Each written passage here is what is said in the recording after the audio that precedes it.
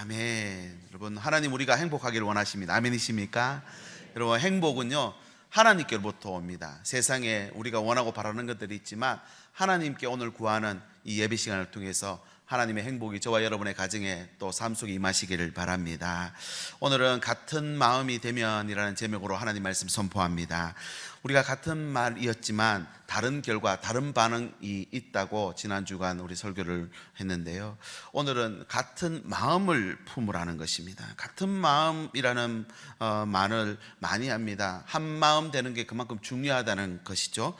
그래서 갈등이 생기면요, 같은 마음이었나? 라고 하는 의문이 들기도 합니다. 또 처음에는 한 마음으로 여행을 출발하기도 하고 어떤 계획을 실행하기도 합니다만 마음이 틀어지면요, 왜 저 사람 내 마음을 몰라줄까라는 아쉬움이 들 때도 있습니다. 이처럼 같은 편인데도 갈등이 있습니까? 없습니까? 있어요. 또 같은 목표를 향해 가는 것 같지만 마음이 하나 되지 못하면 불편한 관계가 되고 마는 것이죠. 교회는 어떻습니까? 우리가 같은 신앙을 고백하고 함께 예배도 드리고 찬양하지만 서로 생각이나 또 성향이 다르다는 이유로 상처를 주고받을 때도 있습니다. 어떨 때는 서운해지고요, 마음 문도 닫혔다가 열렸다가 그렇게 되는 것입니다. 결국은 문제의 핵심은 마음에 있습니다. 마음이 어떠냐에 따라서 우리 예배도 하나님 받으시고요, 또 마음이 어떠냐에 따라서 오늘 나의 삶의 현장도 다르게 보인다는 것입니다. 그래서 같은 말을 하면서도 다르게 받아들이는 그런 우리가 시대 속에서 합니다. 오늘 또 저기 광화문 앞에 가면 여러분 같은 말을 하는 것 같지만 다른 반응을 하고 있죠. 그래서 같은 말을 해도 다른 결과가 나온다라는 것입니다. 이렇게 마음이 다르면요, 사랑도 어렵고 섬기는 것도 어렵고 희생하는 건 더더욱 어렵습니다. 각자의 관점에서 진리를 말하는 것 같고 진리를 따라가는 것처럼 보이지만 같은 마음이 안 되면요, 갈등과 분열은 커져만 갑니다. 이런 때 우리가 점검해야 될 게 뭐냐? 바로 우리 마음이라는 것입니다. 마음, 같은 마음을 품을 때 진짜 하나님이 기뻐하는 공동체를 이루고 하나님의 일도 우리가 함께 이루어갈 수 있게 되는 줄 믿습니다. 신명기서 말씀은요, 그래서 모세가 이스라엘 백성에게 가나안 땅 들어가기 전에 하나님과 맺은 언약을 재확인, 그리고 하나님 명령을 지키며 살아라고 주신 설교 말씀입니다. 출애굽 이후 40년 동안 광야 생활했던 백성들은 이제 가나안에 들어갈 일만 남아 있습니다. 1세대가 다 죽고 이제 2세대가 세워졌는데 2세대에게 다시 하나님의 말씀이 리마인드 되는 것이죠. 율법을 상기하고 너희의 마음가짐이 어때야 하는지에 대해서 당부하는 책입니다. 그래서 이 신명기 책이라고 하는 것은요, 하나님의 나라, 그러니까 가나안 땅에 들어가기 전에 이 삶 속에서 어떻게 하나님 백성으로 살 것인지에 대한 답을 제시해 주고 있습니다. 이번 한 주간도 저와 여러분이 또 세상 속에 살아가게 될 것입니다. 우리의 마음가짐이 바르게 되면은 여러분 하나님의 역사도 우리 삶 속에 나타나게 되는 줄 믿으시기 바랍니다. 그래서 신명기라는 이름의 주제는요, 바로 두 번째 율법, 두 번째 계명, 이런 뜻을 갖고 있습니다. 그러니까 주어진 율법이 있는데 이 율법을 다시 한번 갱신해서 그 효력을 발생하도록 너의 삶을 바르게 올바르게 점검하라는 것이죠. 그래서 엄밀히 따지면 신명기 10장은요 마음에 대한 말씀이라고 할 수 있습니다. 마음 다해 하나님 사랑하고 하나님을 사랑하는 것처럼 이웃을 사랑하라. 그리고 하나님 사랑하고 이웃 사랑하면 희생할 수 있다. 그래서 이 마음은 하나님 아버지의 마음이다 라는 뜻입니다. 우리가 같은 마음, 여러분 같은 마음 품게 되시길 바랍니다. 그럼 우리가 같은 마음 되면 어떻게 될까요? 오늘 세 가지 제가 이 말씀을 통해서 귀한 하나님 주시는 말씀이 있더라고요. 세 가지입니다. 첫 번째는요, 우리가 같은 마음이 되면 사랑할 수 있습니다. 진짜 사랑할 수 있어요. 여러분 모두가 우리가 사랑을 외치거든요. 유행가의 거의 90% 이상이 사랑에 대한 노래예요. 여러분 이 사회에도 사랑이 부족하고 모자르기 때문에 갈등이나 분열이 있지 않는가 싶습니다. 여러분 어떠십니까? 사랑이 쉽습니까? 어렵습니까? 가족이지만 서로 사랑해서 우리가 결혼해서 함께 살고 있지만 원망할 때도 있고요, 때로는 다툴 수도 있습니다. 그리고 심하면요 헤어지기도 합니다. 그렇죠? 아무리 가까운 관계에도 시간이 지나면 서로에게 서운한 감정, 그러니까 사랑이 식을 수 있다는 거죠. 사랑이 왜 어려울까 생각해 보면 마음 때문입니다. 마음. 사랑은요, 단순히 마음에서 올라오는 감정이 아니라 사랑은 바른 관계에서 오는 열매다라고 정의를 내리십니다. 다시 말씀드립니다. 우리에게 사랑이 꽃피고 사기 트는 것은요, 바른 관계가 될 때 나오는 열매가 사랑인 거지 첫눈에 반했다 아니에요, 여러분. 저 사람이 나한테 잘해줘서 사랑한다, 그거는 진짜 사랑이 아니라는 사실입니다. 여러분, 먼저 사랑이 왜 어려운지를 성경에서 찾아보면요, 먼저 첫 번째는 하나님과의 관계가 깨졌기 때문이라는 겁니다. 인간은 창조 때부터 하나님과 바른 관계 안에 살도록 하나님이 창조했는데 그 관계가 깨지니까 그 열매가 사라지는 것이죠. 사랑이 사라졌습니다.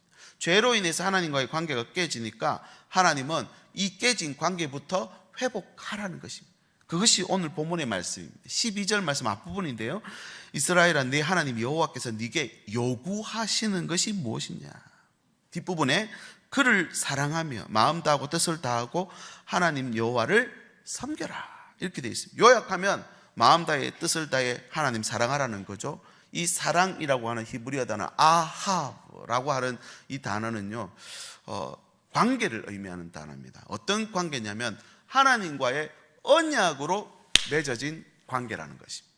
형편이나 조건으로 자격으로 맺어진 게 아니라 그냥 언약이 돼버렸다, 계약이 돼버렸다. 이 계약은 무조건적인 계약이었어요. 자격이나 조건으로 사랑하는 게 아니라 하나님의 언약, 계약으로 맺어놨기 때문에 이 사랑은 소멸되지 않는다는 것입니다. 이스라엘 백성에게 언약 관계를 설명할 때 계속해서 아하브라고 하는 이 단어를 사용하는데요, 여기 나오는 사랑은 조건이 아니라 하나님이 너희를 전적으로 신뢰하고 있다, 인격적인 관계다. 조금 쉽게 말씀드리면 부모와 자녀 관계라는 것입니다. 우리 자녀들 자격이 되고 조건이 돼서 사랑하는 거 아니죠. 하나님께서 부모와 자녀로 묶어놔 버렸습니다. 하나님께서 교회 공동체로 묶어놔 버렸습니다. 이 공동체는 자격이나 조건으로 맺어지는 게 아니라 무조건 사랑하는 거예요. 무조건. 여러분, 한쪽만 사랑해서는 안 됩니다. 양쪽이 쌍방향이 돼야죠. 짝사랑은 이루어질 수 없습니다. 서로 같은 마음을 가질 때 사랑이 열매로 나타난다는 것입니다. 그래서 하나님을 진짜 사랑하는 사람은 반드시 열매로 나타나서 이 사랑이 담장을 넘어가는 것입니다. 그래서 이웃 사랑에까지 이어지는 것입니다.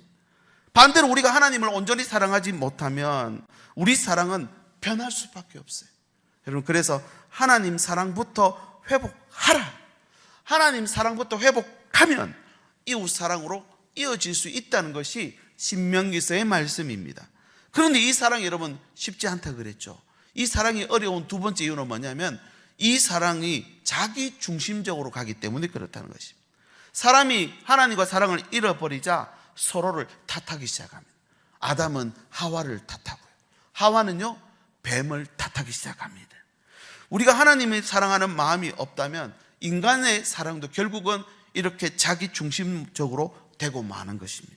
세상은 사랑을 말하고 있는 것 같지만 자신에게 유익되거나 이익이 되지 않으면 이 사랑도 쉽게 포기하는 게 세상입니다. 그러나 다시 말씀드립니다. 이 사랑은 자연스럽게 올라오는 감정이 아니라 사랑은 의지가 진짜 중요합니다. 이 성경 말씀에 에스더서에 가보면요, 왕이 에스더를 사랑합니다. 에스더는 이방 민족이었고 노예로 붙잡혀온 민족이었어요. 그런데 왕이 그녀를 사랑하니까 왕후가 되더라는 것입니다. 법으로 봤을 때, 아니 그 직전에 와스디 왕후도 함부로 왕 앞에 나갔다 폐위됐어요.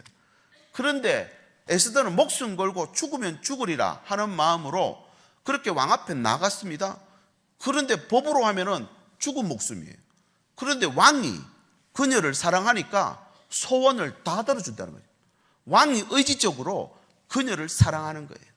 의지적으로 우리가 누군가를 사랑하기 시작하면 그런 일들이 벌어진다는 것입니다. 그런데 시간이 지났는데 사랑이 식어버리고 시간이 지나는데 원망이 되고, 시간이 지났는데 우리 관계가 자꾸 소원해진다는 건 그건 진짜 사랑이었나를 돌아보셔야 됩니다. 여러분, 우리가 하나님 백성이 하나님을 사랑하는 것은 단순한 감정으로 가면 안 됩니다. 하나님이 명령하셨고 언약으로 이어주셨기 때문에 내게 유익이 되든 해로울지라도 하나님의 사랑을 변하지 않게 하나님 앞에 서는 것, 저와 여러분의 삶으로 바꾸어질 수 있기를 예수님의 이름으로 축복합니다. 그러면 이 사랑을 하기 위해서는 어떤 게 필요하냐? 두 가지 말씀드립니다. 첫 번째는요, 하나님 사랑하는 마음을 먼저 회복하셔야 됩니다. 신명기서 6장 5절인데요 신명기서의 주제 말씀입니다. 같이 한번 읽어볼까요? 시작. 너는 을 다하고 뜻을 다하고 힘을 다하여 내 하나님 여호와를 사랑하라.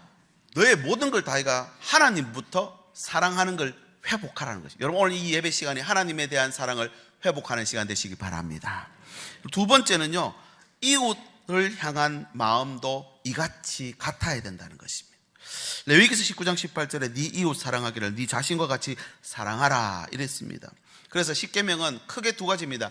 1에서 4계명은 하나님 사랑, 5계명부터 10계명까지면요 이웃 사랑입니다. 사랑은 감정이 아니라 헌신이고 행동입니다. 우리가 하나님의 사랑을 받은 만큼 다른 사람을 사랑해야 됩니다. 아멘이십니까? 그런데요, 사랑하려면 헌신이 나와야 되고 행동이 나와야 된다는 것입니다. 신약 성경에 가도 이 사랑을 아가페라고 표현합니다. 빌립보서 2장 2절, 마음을 같이하여 같은 사랑을 가지라는 거예요. 이 같은 사랑은요 아가페입니다. 조건 없는, 좋을 때만 사랑하는 게 아니라 상대방이 부족하고 연약해도, 어떨 때는 나에 대한 나쁜 말을 한다 할지라도 그럼에도 불구하고 끝까지 사랑하는 거예요. 이게 끝사랑이죠. 끝까지 사랑하는 거예요. 여러분, 진정한 사랑은 감정이 아니라 결단이라 했습니다. 상대방이 나한테 잘해줄 때만, 나에게 유익할 때만 사랑하는 게 아니라, 그렇게 사랑하면 기브 앤 테이크 밖에 안 돼요. 그 사랑의 조건이 없어지면 사랑도 사라지니까 그건 진짜 사랑 아닌 거죠. 여러분, 그 사람이 나를 힘들게 할 때도, 나를 정말 나를 아프게 할 때도 사랑하는 게 찐사랑, 진짜 사랑입니다. 예수님이 우리를 그렇게 사랑하셨어요. 아멘이십니까? 요한복음 13장 34절, 내가 너희를 사랑한 것 같이 너희도 서로 사랑하라. 겟셋마네 동산에서 마지막 십자가 지시기 전날 밤 주님의 기도 제목이었어요. 끝까지 사랑하게. 법과 제도로 가려진 하나님이 아니라 하나님이 내 하나님 되시고 나는 하나님의 백성이 되는 새로운 관계. 이 관계는 조건, 형편 따라 바뀌는 관계 아니고 그냥 언약으로 맺어놨습니다. 계약이 돼버렸습니다. 같은 마음을 품으라는 건 이런 의미입니다. 우리가 사랑하기로 결단을 해야 같은 마음 품을 수 있어요. 같은 마음 품으면 진짜 사랑할 수 있다는 것입니다. 나를 하나님이 조건 없이 사랑하셨듯이 우리도 형제 자매를 조건 없이 사랑하게 되실 수 있기를 바랍니다. 이런 마음을 품으면 사랑이 시작되는 것입니다. 남녀가 처음 만날 때는 잘 몰라요. 얘기하고 시간을 같이 보내다 보면요 사랑이 삭틉니다. 같이 있고 싶고, 같이 가서 보고 싶고, 맛있는 거 있으면 같이 먹고 싶고, 그러다가 밤에 안녕 잘가 내일 봐 이러다가 헤어지기 싫은 거예요. 그래서 뭐 합니까? 결혼하시는 거예요. 그렇죠? 여러분, 서로 같은 마음이 되면 사랑이 시작됩니다. 우리 교회가 날마다 사랑이 빠지는 그런 교회가 될 수 있기를 바랍니다. 여러분의 가정이 날마다 사랑에 빠지는 그런 가정 되시기를 바랍니다. 그렇게 되려면 같은 마음을 품어야 돼요. 변하는 마음 아니에요. 조건 가지는 마음 아니에요. 무조건 사랑하겠다. 이게 진짜 사랑이에요. 두 번째는요, 정말 같은 마음이 되면 섬길 수 있습니다. 선거철이 되면 후보자들이 잘 섬기겠다 합니다. 하나같이 그렇게 말하죠. 정치인들만 그런 게 아닙니다. 우리도 서로 섬겨야 된다라고 구호를 외칩니다. 그런데 섬기는 것보다 대접받고 싶고 인정받고 싶고 높아지고 싶은 게 사람의 본성이에요. 그럼 우리가 어떻게 해야 될까? 오늘 16절 말씀에 가면 이렇게 말씀하십니다. 그러므로 너희는 마음의 할례를 행해라. 할례라고 하는 말은 끌어내라는 말입니다. 우리 마음에 끊어내야 될 것이 있다는 것입니다. 단순히 신체적 표식이 아니라 우리 마음 안에 끊어버려야 될 것이 있다는 거죠. 하나님을 잘 섬기기 위해서는 외적인 모습이 아니라 내면에 무언가를 제거해야 진짜 섬길 수 있다는 겁니다. 16절 하반절 또 좀 가볼까요? 다시는 목을 곧게 하지 마라. 꺾으라는 것입니다. 끊어버리고 꺾어야 할 것이 우리 안에 있다. 이것을 끊어버리지 못하고 꺾지 못하면 제대로 섬길 수 없다는 것입니다. 그래서 하나님이 마음에다가 할례를 행해라는 것이죠.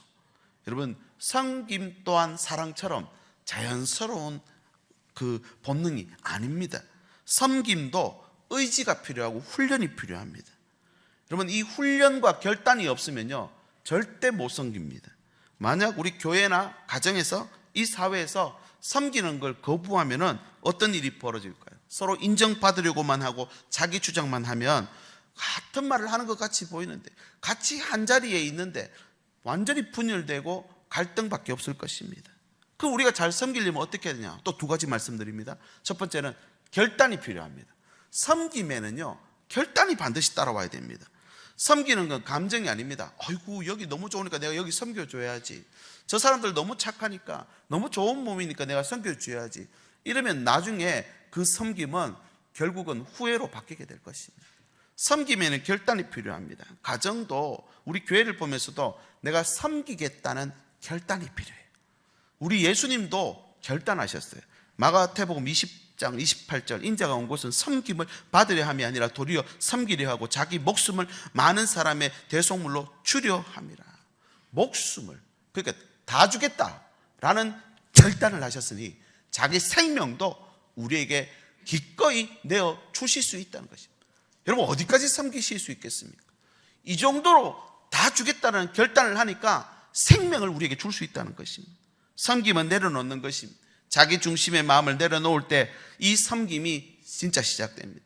예수님은 자기를 내려놓고 자기를 죽이시며 우리를 살려주시기로 결단하셨다는 것입니다. 결단. 형편이나 여건이 돼야 섬기는 게 아닙니다. 좋아야만, 기뻐야만 섬기는 게 아닙니다. 여러분, 결단하면 섬기실 수 있습니다. 과연 우리 가정이, 과연 이 모임이 섬길만 한가? 형편 따지고 조건 따지면 섬길 수 없습니다. 왜냐하면 형편은, 조건은 늘 바뀝니까? 안 바뀝니까? 바뀌어요. 오늘 기온도요 아침 다르고 점심 다르고 저녁이 달라요. 그럼 섬김도 달라져 버리겠죠. 여러분, 섬김은 결단입니다. 사랑이 말로만 끝나면 아무런 의미 없죠. 진짜 사랑한다, 이건 섬김으로 나타나는 모습입니다. 모습. 빌립보서 2장 3절 아무 일이든지 다툼이나 허용으로 하지 말고 오직 겸손한 마음으로 각각 자기보다 남을 어떻게 여기라고요? 낮게 여기라는 것입니다. 겸손한 마음에 해당하는 헬라어는 스스로 낮추는 것을 의미합니다. 그래서 결단이 필요하다 했죠. 또 한 가지는 뭐냐? 먼저 섬겨야 됩니다. 섬기려면요 먼저 섬기라는 것입니다. 요한복음 13장 15절 내가 너희에게 행한 것 같이 너희도 행하게 하려 하여 뭐를 보였다 하십니까? 본을 보여. 여기 지금 예수님이 제자들의 발을 씻기신 장면을 보여주시고 나서 내가 너희에게 본을 보였는데 먼저 하는 게 중요하다. 왜 섬김의 본을 보여주셨을까요? 왜 그러셨을까요? 왜 그렇게 하셔야만 했을까요?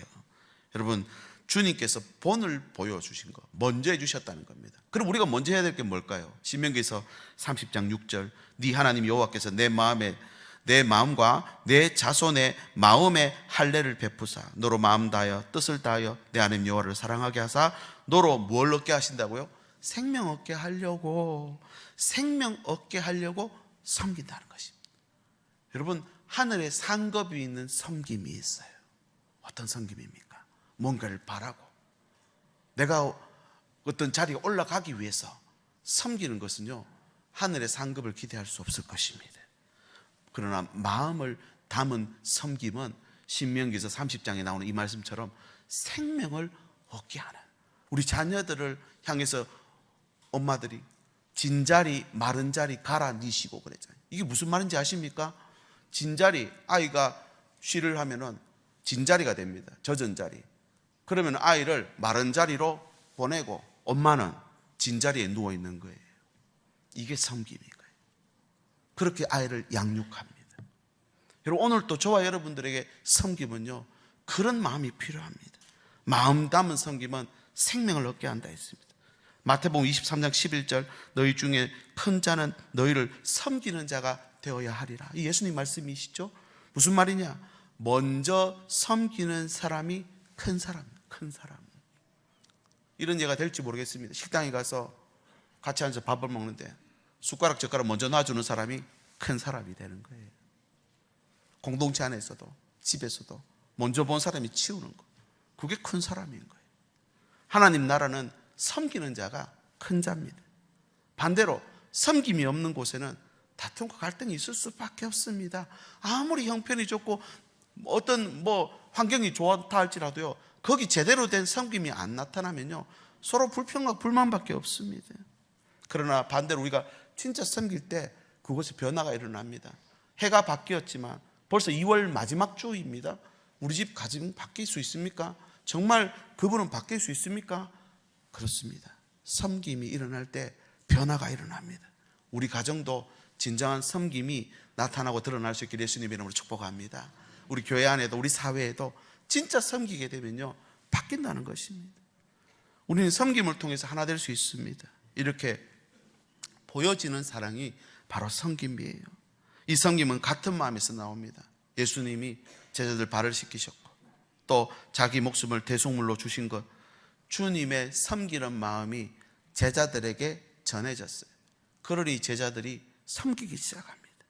이후 초대교회는 핍박 가운데서도 교회를 섬기고 사회를 섬깁니다. 그리스도인이라 불림을 받았고요, 유무상통하는 경지에까지 들어갔습니다. 이 모든 게 섬김의 결과였고 같은 마음이었다는 증거라는 것입니다. 초대교회는 같은 마음이었어요. 우리가 같은 마음으로 교회도 섬기고 가정도 섬기게 될 수 있기를 바랍니다. 섬기지 말라 해도 섬겨야 될 때도 있고요, 섬기고 싶지 않아도 섬겨야 될 때가 있습니다. 근데 보십시오, 마음이 다르면 이 섬김은 참 힘든 섬김이 될 것입니다. 그러나 마음이 같아지면요, 아무리 힘들어도 기쁜 섬김으로 바꿀 수 있는 줄 믿습니다. 오늘 우리 교육부서 선생님들 많이 계시잖아요. 여러분, 그 섬김 어떤 섬김이십니까? 힘들고 어렵습니다. 휴가도 내야 되고요, 그죠? 아이들에게 섬겨야 됩니다. 근데 그 섬김이 힘들다 생각하는 게 아니라 기꺼이 같은 마음 가지고 섬기게 되면 기쁜 마음으로 이 모든 시간들을 감당할 수 있는 줄 믿습니다. 가정에서도 이 섬김이 마음으로 전해지기를 바랍니다. 서로 돕고 섬기고자 하는 마음이 생기면 우리 가정의 형편과 처지가 아무리 어려워도 손잡고 함께 일어나고 극복합니다. 그런데 다 갖추고 다 조건이 되는데도 왜 다투고 깨어집니까? 제대로 섬기려고 하는 사람이 없잖아요. 교회도 마찬가지입니다. 섬김을 시작하면 좋겠습니다. 은혜를 받았다면 섬김의 자리로 가는 것이 같은 마음 되는 방법입니다. 오늘도 저와 여러분들이 각자 주어진 곳에 섬김의 자리로 가셔서 남편을 섬기고 아내를 섬기고 자녀를 섬겨주고 우리 다음 세대를 섬기고 하나님 나라를 섬기는 저와 여러분 다 되시길 예수님의 이름으로 축복합니다. 마지막 세 번째는 희생이 시작됩니다. 같은 마음이 되면요, 희생이 된다는 것입니다. 우리가 살아가는 세상은 희생을 점점 더 부정적으로 바라봅니다. 왠지 희생이라면 손해보는 것 같고, 네가 좀 희생해라 이러면 어떤 마음 드십니까? 내가 왜? 이런 마음 들죠. 가족을 위해 희생한다, 그렇지만 내 인생도 있지 않나, 엄마 인생도 있잖아, 이런 생각이 또 쑥 들어옵니다. 직장에서는 어떻습니까? 나만 손해보는 거 아닌가, 이런 생각이 자꾸 생각되면요, 불만이 쌓여갑니다. 그렇죠? 교회도 다르지 않습니다. 내가 지금 이렇게 수고하고 있는데 다른 분들은 뭐하고 있나, 이런 생각이 들면 불만이 올라오기도 합니다. 그런데 말입니다, 오늘 잘 들어보십시오. 성경에서는요, 이 희생이야말로 진정한 사랑이고 하나님의 역사의 완성이다, 이렇게 말합니다. 완성이, 희생의 모습이 바로 성화의 완성이라는 것입니다. 우리 말씀드렸죠. 구원의 문을 통과했지만 성화, 성막 안에 들어가야 하나님을 진짜 예배하고 만날 수 있는데 그 완성이 희생으로 이루어진다는 것입니다. 신명기에서 말하는 희생의 개념은 두 가지입니다. 첫 번째는요, 희생, 제사, 제물로서의 의미입니다. 한번 말씀드린 적 있죠? 이 제물이 나에게 어떤 의미가 있느냐에 따라서 이 제사의 퀄리티, 수준이 달라져 버립니다. 창세기 22장 2절, 네 아들, 네 사랑하는 독자 이삭을 번제로 드리라. 왜 이렇게 수식어를 3번이나 달았을까요? 하나밖에 없는, 대체 불가능한 이걸 하나님 앞에 드리는 모습, 이게 진짜 제물이라는 거예요. 이것이 진짜 하나님과 나 사이를 정의하는 그런 예물이 된다는 것이. 또 하나는 삶입니다. 하나님께 드리는 희생적 삶이 진짜 하나님 앞에 희생으로 나오는 것입니다. 마음과 뜻을 다해 섬기는 것, 자신을 희생해 드리는 태도를 말하는데, 여러분, 이 희생은 쓰고 남는 시간, 재물 드리는 게 아닙니다. 하나밖에 없는 대체 불가능한 시간을 드리고 재물을 드리고 헌신을 드리는 것. 지난 주간도 중고등부 연합수련회를 양주에서 했습니다. 제가 찾아가 보니까 100명이 거기 앉아 있어요. 100명이. 그 중에 반은 선생님들이에요. 선생님, 이 평일 여기 여기 와도 괜찮으십니까? 휴가 냈답니다. 휴가. 여러분, 그게 희생이에요. 대체 불가능한 시간이잖아요. 단 하나밖에 없는 내게 주신, 하나님이 주신 것들이 있다면 하나님 앞에 헌신하고 희생하기 시작할 때 그게 진짜 희생이 된다는 것입니다. 이 희생은 단순한 제사가 아닙니다. 희생적 삶이 바로 삶의 예배로 드려지는 것입니다. 우리는 희생을 두려워합니다. 그러나 다시 말씀드립니다. 성경은 희생이야말로 우리에게 가장 큰 유익이 있고 가장 큰 상급이 있다. 그래서 예수님의 12제자들이 운이 없어서 불쌍해서 그렇게 삶을 희생하고 마감한 거 아닙니다. 가장 우리에게 유익된 것을 알았기 때문에 그들은 희생하는 자리까지 간 것이죠. 여러분, 지금 이 시대는 목숨을 버리면서까지 희생할 그런 시대는 아닌 것 같습니다. 그러나 우리에게 목숨보다 더 중요한 것들, 시간, 재능, 헌신, 이런 것들은 정말 우리에게 살아가면서 중요한 것들입니다. 이런 것들을 하나님 앞에 희생해 드릴 수 있는 것 또한 하나님께서 기뻐 받으시는 제물이 되는 줄 믿으시기 바랍니다. 여러분, 우리가 희생하려면 어떻게 될까? 두 가지 말씀드립니다. 첫 번째는요, 불쌍히 여겨줘야 됩니다. 불쌍히. 저 사람을 위해 내가 왜 희생해야 돼? 내가 왜? 라는 마음이 들죠. 불쌍히 여기면 가능합니다. 오늘 말씀을 보면요, 이 말씀이 어디로 향하는지를 보면 알 수 있습니다. 신명기서 10장 18절, 고아와 과부를 위하여 정의를 행하시며 나그네를 사랑하여 그에게 떡과 옷을 주시나니 너희는 나그네를 사랑하라. 어디로 향하는지 보십시오. 결국은 불쌍히 여기는 것. 너희도 불쌍히 여김 받았으니 너도 타인들을 불쌍히 여겨라. 그런데 유대인들은 그렇게 하지 않았어요. 나는 선민이다, 하나님의 택함 받은 백성이다, 저 이방인들은 지옥의 불쏘시개다 말하며 겸상도 안 했어요. 얼마나 세상 사람들을 미워했는지 결국 어떻게 됩니까? 온 세상이 그들을 미워하게 된 것입니다. 여러분, 바로 불쌍히 여겨주는 게 희생할 수 있는 그런 명분이 되는 것입니다. 여러분, 희생은 하나님이 우리에게 주신 어명입니다. 왕의 명령요. 여러분, 저와 여러분들 또한 그 명령에 순종할 수 있기를 바랍니다. 그럼 어떻게 순종해야 될까요? 두 번째, 예수님처럼 예수님의 희생을 본받아야 됩니다. 빌립보서 2장 5절 같이 읽어볼까요? 시작. 너희 안에 이 마음을 품으라. 곧 그리스도 예수의 마음이니. 아멘. 예수님의 마음, 예수님의 마음을 담는다는 것, 예수님의 말을 닮아가고 예수님의 생각을 닮아가고 예수님의 그 어떤 뜻을 우리가 닮아간다는 걸 말합니다. 예수님은 아무도 가지 않는 사마리아 여인에게 찾아가셨고요, 아무도 가지 않는 그 낮 시간 우물가에 가셨습니다. 제자들에게 발을 씻기셨고 십자가에 올라가셔서도 그들을 향해 용서해달라 기도할 수 있었던 것은 불쌍히 여길 수 있었기 때문에 그렇습니다. 그리고 우리가 어떤 말을 하거나 행동을 할 때 처음 생각은 어떠십니까? 왜 저러지? 그럼 이해 안 돼. 그렇게 되기 시작하면요, 정죄하고 비판하게 되어 있습니다. 그게 아니라 그럴 이유가 있지 않을까? 지난 주간 많이 힘드셨나 보다. 그보다 더 심하면요, 많이 아프신가 보다 생각하면 됩니다. 그리고 나도 그럴 때가 있지 않느냐 생각하며 희생해 줄 수 있다는 것입니다. 예수님은 십자가상에서도요, 그 고통 가운데서도 자신을 침뱉고 욕하는 군병들을 향해 저들을 용서해 달라는 기도를 할 수 있었던 것은 불쌍히 여기기 때문입니다. 여러분에게 희생은 어떤 의미이십니까? 지금 희생하고 계십니까? 내가 희생해야 하는 일이 또 없을까요? 어떻게 희생할 수 있을까요? 우리가 같은 마음이 되면, 이런 마음이 되면 서로에게 희생해 줄 수 있습니다. 여러분, 희생하는 삶, 이게 같은 마음이 될 때 가능한 겁니다. 우리 교회 공동체가, 또 우리가 몸담고 사는 가정이 서로 희생하는 관계가까지 들어가면 진짜 변화되지 않을까요?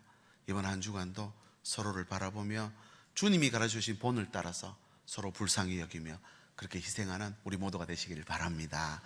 이제 말씀을 정리합니다. 같은 마음이 되면 뭐가 가능하다고요? 사랑이 가능합니다. 두 번째는 섬김도 제대로 할 수 있습니다. 그리고 세 번째는요, 희생까지도 가능하다는 것입니다. 우리가 사랑하기 어렵고 부담스럽고 두려울 때가 있습니다. 그래서 하나님 먼저 우리에게 베푸셨죠. 섬기셨고 사랑해 주셨습니다. 우리 시간 같이 한번 결단하며 기도하면 좋겠습니다. 하나님 마음이 있는 곳에 우리 마음도 거기 있도록, 하나님 눈물이 있는 곳에 나도 거기서 눈물 흘릴 수 있도록, 당신이 바라보는 영혼에게 내 마음이, 내 두 눈이 향하도록, 당신이 울고 있는 그 어두운 땅을 보며 나도 울고 나의 발걸음도 거기로 향할 수 있도록 하나님 도와주십시오. 그 세 가지 기도 제목입니다. 하나님 사랑하는 마음을 먼저 회복하게 하시고, 두 번째 서로 섬기는 삶을 살게 하시고, 세 번째 희생을 통해 주님의 뜻을 이루게 해주십시오. 함께 기도하고 이 찬양 드리겠습니다. 하나님 아버지 감사합니다. 오늘 이 아침에 하나님의 말씀을 우리 마음에 담습니다. 아버지의 마음을 가지고 살아가기를 원합니다. 같은 마음이 되면 진짜 사랑할 수 있고, 같은 마음이 되면 진짜 섬길 수 있고, 같은 마음이 되면 정말 희생할 수 있다 하신 하나님, 우리가 서로 바라보며 우리 가정도, 우리 교회도, 우리의 삶도 그렇게 하나님이 주신 마음을 회복하고 섬기는 삶을 살고 희생을 통해 주님의 뜻을 이루는 저희들의 삶이 될 수 있도록 주께서 함께하여 주시옵소서. 예수님의 이름으로 기도드립니다. 아멘. 우리 자리 모두 일어나셔서 함께 이 찬양 믿음으로 고백하겠습니다. 아버지 당신의 마음이 있는 곳에 나의 마음이 있기를 원해요. 아버지 당신의 눈물이 고인 곳에 나의 눈물이 고이길 원해요. 아버지 당신이 바라보는 영혼에 나의 두 눈이 향하길 원해요. 아멘. 아버지 당신이 울고 있는 어느 땅에 나의 두 발이, 우리 두 손 높이 들고 함께 선포합니다. 나의 마음이 아버지의 마음 알아. 내 모든 뜻 아버지의 뜻이 될 수 있기를, 나의 온 몸이 아버지의 마음 알아. 내 모든 삶 당신의, 우리 다시 한번 믿음으로 선포합시다. 나의 마음이 아버지의 마음 알아. 내 모든 뜻 아버지의 뜻이 될 수 있기를, 나의 온 몸이 아버지의 마음 알아. 내 모든 삶 당신의 삶 되기를. 기도하겠습니다. 하나님, 오늘 이 말씀을 통해 아버지의 마음을 내 마음에 담습니다. 먼저 하나님 사랑하는 마음을 회복하게 해 주시옵소서. 서로 섬기는 마음이 자라나며 희생을 두려워하지 말고 기쁨으로 기꺼이 희생하는 그런 섬김 우리 안에 자리 잡기를 간절히 소망합니다. 우리 가정이, 우리 교회가, 우리가 살아가는 모든 곳에서 하나님의 사랑과 섬김 그리고 희생이 나타나는 우리 모든 공동체가 되게 해 주시옵소서. 헌금드립니다. 모든 것이 주께로부터 온 것임을 고백하며 이 예물과 함께 우리의 삶도 올려드립니다.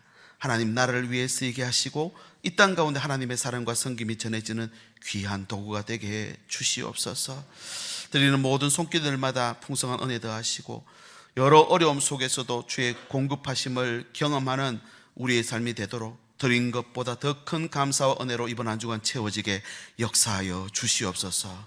우리 주 예수 그리스도의 은혜와 하나님의 사랑과 성령의 교통하심이 우리 모두 같은 마음으로 사랑하고 같은 마음으로 섬기고 같은 마음으로 희생하기로 다짐하며 머리 숙인 주의 백성들 위해 저들의 가정과 일터와 자녀들 위해 항상 함께 계시기를 간절히 축원하옵나이다. 아멘.